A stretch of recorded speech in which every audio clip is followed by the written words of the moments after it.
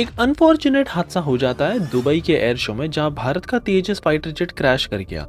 अब ये तो पूरी तरह से हादसा था, ये बहुत ही रेयरली देखने मिलता है, लेकिन पाकिस्तान इसको बहुत तेजी से इसका बवाल बनाने में लगा हुआ है और ये बेसिकली क्रिटिसाइज करने में लगे हैं सो दैट भारत को ज़्यादा कस्टमर्स नहीं मिले। लेकिन भारत ने कैसा जवाब दिया है जिसे सुनकर पाकिस्तान क्या चीन भी याद रखेगा। आगे हम देखेंगे कि कैसे असली फेलियर वो होता है जो चाइना के HQ-9B एयर डिफेंस सिस्टम ने किया है। ऑस्ट्रेलिया ने एक रिपोर्ट पूरी की पूरी डिटेल रिपोर्ट पब्लिश की और बताया कि इतना बेकार ये चाइना का एयर डिफेंस सिस्टम है, और एक किल रेशियो भी बताया। आप जानकर शॉक रह जाओगे, क्या है वो रेशियो, वो भी मैं आपको आगे से बताऊंगा। तो वही दुबई एयर शो में एक और नया सिलसिला देखने मिला। यहाँ पर ब्राजील ने अपना KC-390 मिलेनियम एम्ब्रेयर द्वारा बनाया गया ये एयरक्राफ्ट शोकेस कर दिया, और फिर से ये भारत को कहने लगी कि अरे क्या हो गया, 100% टेक्नोलॉजी ट्रांसफर करके मैन्युफैक्चरिंग करके हम आपको दे देंगे। अब एयरबस का क्यों ले रहे हो, अब हमारा ले सकते हो ये मीडियम ट्रांसपोर्ट एयरक्राफ्ट। और इन्होंने 2-3 पॉइंट्स ऐसे भी गिनाए जिसे सुनकर लगता है कि हाँ, ये तो वाकई में सही कह रहे हैं। आगे देखें कैसे भारत 2200 फ्यूचरिस्टिक टैंक्स खरीदने की सोच रहा है, 2200। जी हाँ दोस्तों, और ये सुनकर जर्मनी, फ्रांस, यूके की कंपनियों के कान खड़े हो चुके हैं और ये भारतीय कंपनियों के साथ मिलकर काम करना चाहता है। फिर DRDO की तरफ से भी एक बड़ी अपडेट आई है। ऐसे कमाल के एक ऑटोनमस सिस्टम को हम तैयार कर रहे हैं जो भारत अपनी सारी टॉर्पीडोज और हमारी जो होमिंग रिसीवर्स मिसाइलें हैं इसमें लगा देगा, सो दैट ये समंदर के अंदर जाके ढूंढ ढूंढ कर एक एक को सबमरीन को वाट लगा दे। और फाइनली जानेगी कैसा एम का प्रोग्राम जो पूरी तरह से HAL द्वारा डोमिनेट किया जा रहा था, तो अब इंडियन एयरफोर्स ने इसको पकड़ लिया है और अब हमने प्राइवेट कंपनियों को ज़्यादा से ज़्यादा यहाँ पर लाना स्टार्ट कर दिया है, और ये सुनकर प्राइवेट कंपनियाँ बहुत ज़्यादा खुश हो गई है। सो काफ़ी इंटरेस्टिंग क्विक आज की सीरीज होने वाली है, इसलिए प्लीज़ आप एंड तक देखिएगा। विदाउट एनी फर्दर डिले सीधा बढ़ते हमारी पहली खबर की तरफ से, जो आ रही है एक दुखद घटना जहां पर भारत का तेजस क्रैश कर गया। तो दुबई एयर शो के दौरान यहां पर एक ट्रैजिक इंसिडेंट हो गया। अभी तक इसकी जांच पड़ताल चल रही है, लेकिन इसका बात का बतंगड़ बनाना कोई पाकिस्तान से सीखे, और ये भारत के तेजस को पूरी तरह से क्रिटिसाइज करने लग गए, कहने लगे कि ये तो बिल्कुल भी क्वालिफाइड फाइटर जेट नहीं है, और इसको भी इन्होंने काफ़ी पहले बार गिराया भी था। वैसे मैं आपको बता दूं कि ये इस बात का कोई तुक नहीं बनता है। अगर आप अमेरिका के 5th generation stealthy fighter jet को भी देखो, हर साल ये आए ना दिन एक ना एक क्रैश करते ही रहते हैं, लेकिन फिर भी दुनिया भर के देशों ने 5th generation fighter jet America से खरीदा है।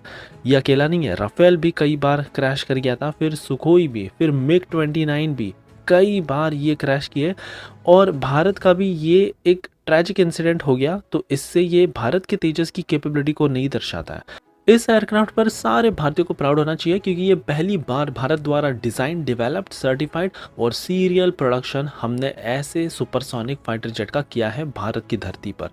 अब तो भारत को इतना ज़्यादा ट्रस्ट है इस तेजस एयरक्राफ्ट पर कि ऑलमोस्ट 180 यूनिट्स का हम ऑलरेडी ऑर्डर भी डाल चुके हैं फॉर 48,000 करोड़ रुपीज़।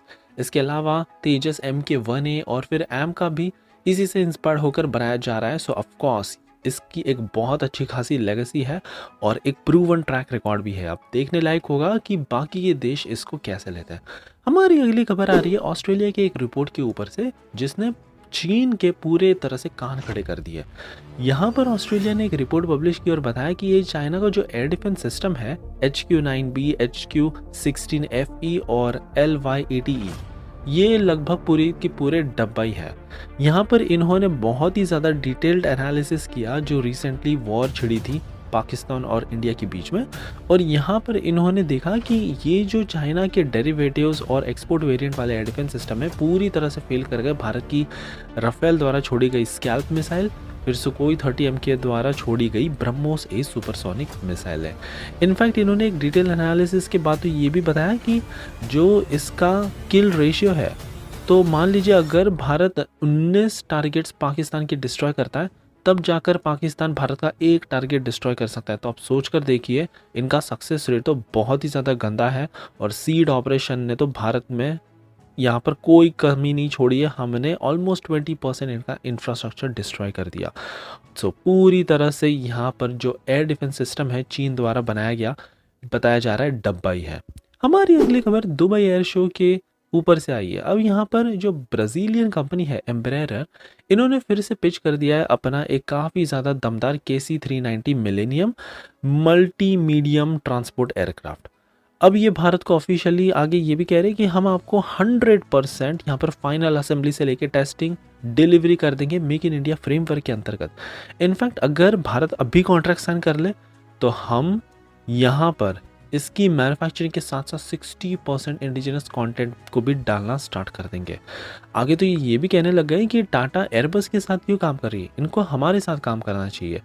एक कंपैरिजन भी उन्होंने बताया कि जो एयरबस का C295 है, अगर उससे कंपेयर किया जाए इनके सुपर हरक्यूलिस से, तो एम्ब्रेयर द्वारा बनाया गया ये मीडियम ट्रांसपोर्ट एयरक्राफ्ट 20 से 25% सस्ता पड़ेगा in terms of acquisition cost. और वहीं अगर इसकी पूरी लाइफ साइकिल कॉस्ट को हम जोड़ ले 30% सस्ता पड़ेगा। सुनने में ये काफ़ी ज़्यादा ल्यूक्रेटिव लग रही है, लेकिन देखने लायक होगा कि इंडियन एयरफोर्स आगे क्या डिसाइड करती है। हमारी अगली खबर आ रही है भारत के 2200 फ्यूचरिस्टिक टैंक की एक मैसिव फ्लीट के ऊपर से। आपको पता ही होगा कि भारत की फ्लीट में T-72 और T-90 की एक अच्छी खासी फ्लीट मौजूद है रशिया के एरा की, लेकिन ऑलमोस्ट 15 साल होने के बाद ये रिटायर हो जाएंगे।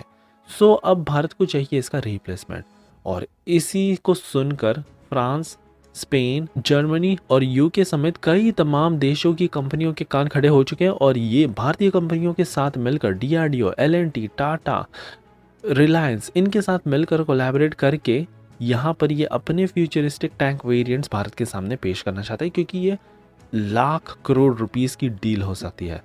तो अब यहाँ पर भारत ने कई तमाम नए नए फीचर्स पर भी फोकस करना स्टार्ट कर दिया है, जहाँ पर हमको चाहिए day night sensor, 360 degree panoramic view, इसके ऊपर एक ड्रोन भी होगा जो पूरी तरह से नेविगेशन प्रोवाइड कराएगा, हाइब्रिड नेविगेशन सिस्टम, फिर डिफेंस सीरीज के मैप वेरिएंट्स, हमारे IRNSS सिस्टम से इसको लिंक कर दिया जाएगा।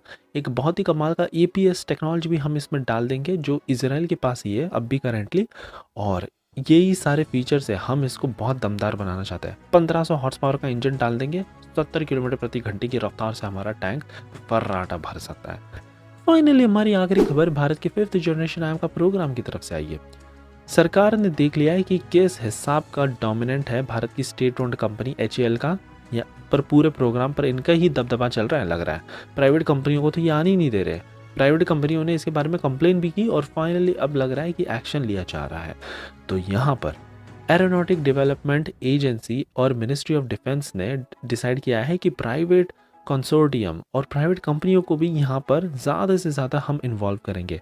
और इसमें L&T के अलावा हिंदुस्तान एरोनॉटिक लिमिटेड, फिर Tata advance system limited, Bharat forge advance, फिर Adani defence and aerospace, BrahMos aerospace, ये कई तमाम कंपनियां एक साथ मिलकर अपनी अपनी एक्सपर्टीज लाएंगी और भारत के 5th जनरेशन फाइटर जेट को और भी दमदार बना सकती हैं। बताया जा रहा है कि इन कंपनियों को हम सुपर सुखोई अपग्रेड प्रोग्राम में भी इन्वॉल्व करेंगे, सो दैट असली मायने में इनको 4.5 जनरेशन की कैपेबिलिटी हम इसमें डाल दें।